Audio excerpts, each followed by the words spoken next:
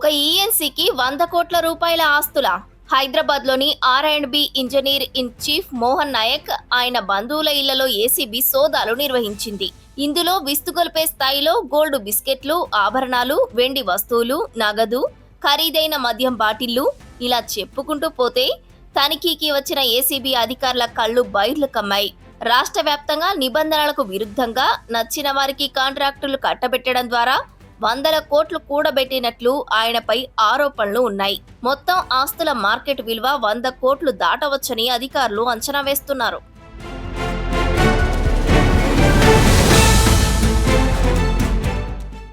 ఆదాయానికి మించి ఆస్తులు ఉన్నాయన్న ఆరోపణల నేపథ్యంలో ఈఎన్సీ మోహన్ నాయక్ ఇంటితో పాటు ఆయన కుటుంబ సభ్యులు, బంధువుల నివాసాలు కలిపి మొత్తం 11 ఇతర ప్రాంతాల్లో ఏకంగా 16 ఏసీబీ టీంలు ఒకేసారి తనిఖీలు నిర్వహించాయి.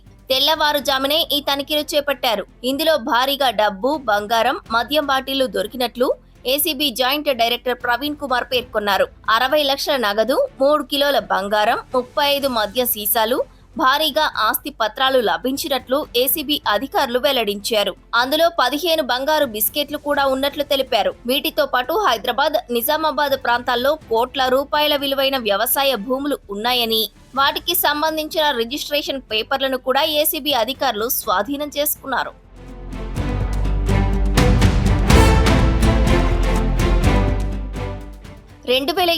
సెప్టెంబర్లో ఆర్&బి శాఖ ఇంజనీర్ ఇన్ చీఫ్ గా మోహన్ నాయక్ పదవిలోకి వచ్చారు. అంతకుముందు స్టేట్ రోడ్స్ చీఫ్ ఇంజనీర్ తో పాటు పలు ప్రభుత్వ విభాగాల్లో విధులు నిర్వర్తించారు. ఈ క్రమంలోనే రాష్ట్ర ప్రభుత్వం మోహన్ నాయక్ కు ఈఎన్సీగా ప్రమోషన్ ఇచ్చింది.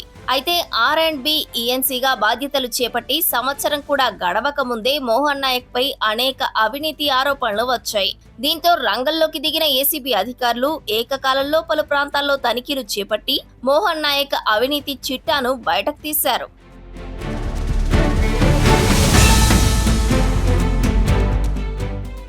తన హోదాను అడ్డం పెట్టుకుని ఆర్&బి శాఖలో టెండర్లు, కాంట్రాక్టుల కేటాయింపుల్లో మోహన్ నాయక్ భారీ ఎత్తున అవినీతి చేసినట్లు ఆరోపణలు వెల్లువెత్తాయి. కాంట్రాక్టర్ల నుంచి కమిషన్ల రూపంలో భారీగా డబ్బులు తీసుకున్నట్లు చాలా రోజులుగా ఆరోపణలు ఉన్నట్లు డీఎస్పీ శ్రీనివాస్ రెడ్డి వెల్లడించారు.